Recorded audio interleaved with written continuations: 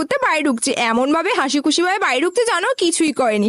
আর আমি এদিকে ওকে বলে দিলাম আয় আয় তোর জন্য তো একটা স্পেশাল সারপ্রাইজ ওয়েট করছে। আর আমার ভাই তো আমাকে বলছে দিদি কি সারপ্রাইজ বল না বল।